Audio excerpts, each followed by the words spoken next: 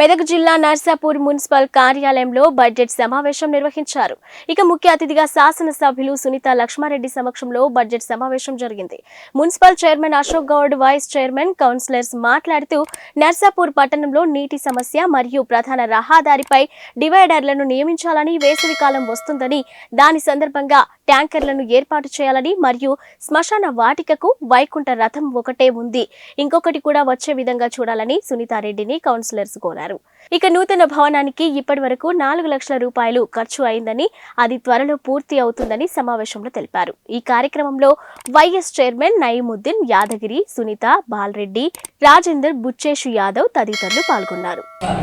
Municipal సభ్యులందరికీ అదేవిధంగా అధికారులకు కనెక్ట్ చేశారు. మన మున్సిపల్ మీటింగ్ అనుకున్నాం.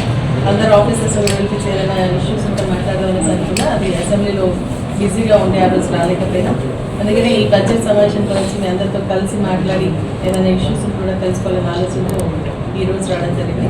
సో బడ్జెట్ మీరందరూ కూడా మీ యొక్క అభిప్రాయాలు తెలియజేస్తూ ఆమోదం తెలపడం జరిగింది. చాలా సంతోషం. అదేవిధంగా కొన్ని సమస్యలపైన మన కౌన్సిలర్స్ అందరూ కూడా, సభ్యులందరూ కూడా చెప్పడం జరిగింది. వాటిపైన ప్రత్యేకంగా మనం దృష్టి సారించాలి.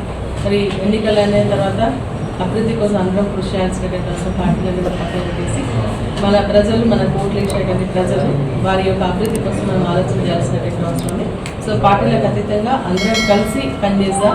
మన వార్డ్స్ అదేవిధంగా మన నియోజకవర్గాన్ని అభివృద్ధి పథకం నిర్మించడానికి మీరు సహకరించండి. తప్పకుండా మేము కూడా సహకరిస్తామని చెప్పేసి కూడా ఈ సభాముఖంగా తెలియజేస్తాను.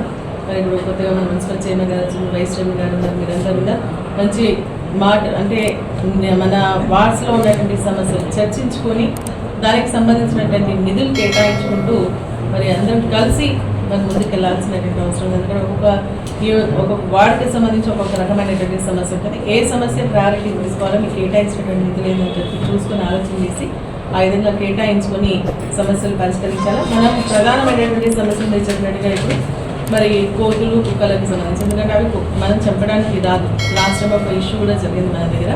సో దానికోసం అంటే మనం ఫ్యామిలీ కంట్రోల్ చేయాల్సినటువంటి అవసరం ఉంది. కోతులకు కానీ, లేదంటే కుక్కలకు కానీ, లేదంటే మనం అనిమల్ కేర్ సెంటర్కి మనం పట్టి పంపించేటువంటి పరిస్థితి. కానీ అంత పెద్ద స్పేస్ మనకు హైదరాబాద్ ఉంటుంది. మన మెదక్ జిల్లాలో కూడా ఇప్పుడు అనిమల్ బెర్త్ కంట్రోల్ సెంటర్ ఏదో స్టార్ట్ అవుతుందని చెప్పేసి చెప్తున్నారు. దానికి సంబంధించి అది వస్తే ఏంటంటే మనం ఫ్యామిలీ ప్లానింగ్ చేసుకోవడం కానీ, లేకపోతే పిల్లలకి సంబంధించి పంపించి దాన్ని చేసేయడానికి కూడా అవకాశం ఉంటుందని చెప్పేసి కూడా తెలియజేస్తూ ఉన్నాం. మరి అదేవిధంగా ఇంకోటి ఏంటంటే తాగునీటి సమస్య వస్తుంది. తాగునీటి కరెంట్ సమస్య. ఎందుకంటే ఎండాకాలం అలాంటి మిషన్ దగ్గర నీళ్ళు వస్తూ ఉన్నాయి. కానీ దానికి సంబంధించి పైప్ లైన్కి సంబంధించినట్టు కొన్ని ఇష్యూస్ ఉన్నాయని చెప్పేసి కూడా చెప్తా ఉన్నారు. మనం ఇంకొకసారి మార్చ్ ఫస్ట్ వీక్లో ఒక మిషన్ దగ్గరకు సంబంధించిన ఆఫీసర్స్ని, ఆర్డబ్ల్యూఎస్ ఆఫీసర్స్ని పిలిచి మనం ఒక సమావేశం ఏర్పాటు చేసుకొని ఎక్కడ వాటర్ ప్రాబ్లం ఉంది, ఎక్కడ మిషన్ దగ్గర రావట్లేదు, దానికి ఆల్టర్నేటివ్గా మనం ఏం చేయాలని చెప్పేసి కూడా ఆలోచన చేసుకొని సమస్య తలెత్తకుండా, నీటి సమస్య తలెత్తకుండా చూసుకోవడానికి ప్రయత్నం చేస్తారు. అదేవిధంగా మనం ఇంకా కొన్ని ఆర్టీసీ గుంట నిజంగా కూడా అది చాలా ప్రాబ్లం ఉంది.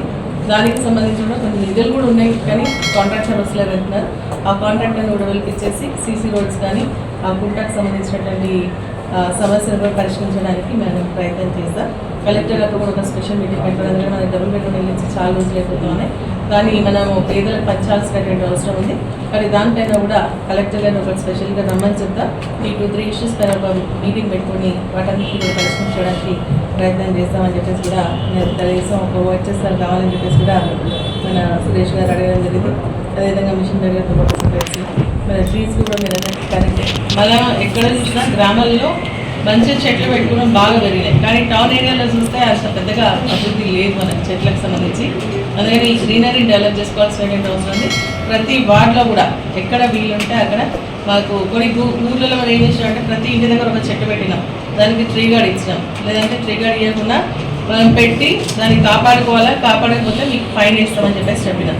సో అట్లనే ఇక్కడ కూడా మనం ఒక వార్ ఫుటింగ్ లాగా ఈ యొక్క చెట్లు నాటేటువంటి కార్యక్రమం, దాన్ని రక్షించేటువంటి కార్యక్రమాన్ని చేసుకున్నట్టు. ఎందుకంటే మన బడ్జెట్లో కూడా ఉంది ఫ్రీ గార్డ్స్ తీసుకొచ్చాను. సో ఎక్కడ వీలుంటే అక్కడ చెట్లు పెట్టి వాటిని పరిరక్షించుకుంటే మనం కూడా గ్రీనరీ డెవలప్ అవుతుందని చెప్పేసి తెలియదు. దాని కింద ఆ విధంగా ప్రతి వార్డులో పెట్టేటట్టుగా చూడాలి. ఎందుకంటే మెయిన్ రోడ్ పైన ఎక్కడికి చక్కగా వచ్చినా అడిగిన చెట్టు పెట్టినాం. కానీ కౌన్సిలర్స్ ఏరియాస్ వార్డ్స్ ఏదైతే ఉందో అంతగా చెట్లు ఎక్కడ కూడా లేవు. దాన్ని ఎక్కడ వీలుంటే చెట్లు పెట్టి దాన్ని రక్షించేటువంటి కార్యక్రమం కూడా మనం తీసుకోవాల్సినటువంటి అవసరం ఉందని చెప్పేసి కూడా తెలియజేస్తాను.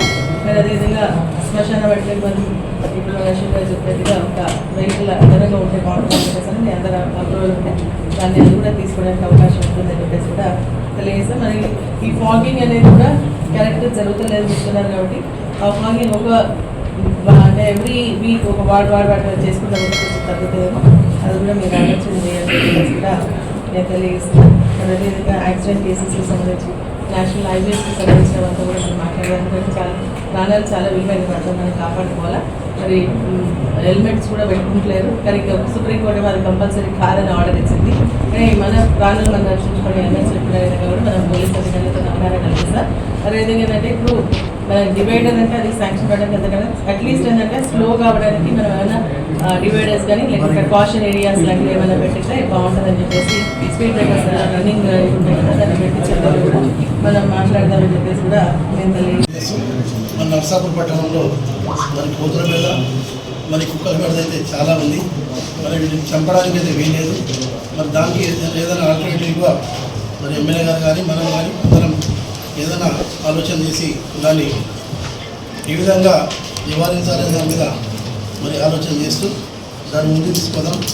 అలాగనే మరి వాటర్ ప్రాబ్లం అయితే నర్సాపూర్ పట్టణంలో చాలా వరకు ఉంది. మరి దీనికోసం మరి అన్ని వాటిలో కూడా సంవత్సరాలను కొనడం జరిగింది. మరి మెయిన్ ఏంటంటే తాత్కాలికంగా మరి పర్మనెంట్ సోర్స్గానే పైప్ లైన్స్ వేయడం, మరి మిషన్ బహిత లైన్కు అన్ని ప్రాంతాల్లో లైన్ లేవు కాబట్టి కొన్ని ప్రాంతాల్లో లైన్లు వేసుకుంటే అది పూర్తిగా నిర్మూలన అవుతారనే ఉద్దేశంతో మరి అందరి కౌన్సిలర్ కూడా మరి పైప్ లైన్ ఎక్కడెక్కడ అవసరం ఉందో అడగడం జరిగింది.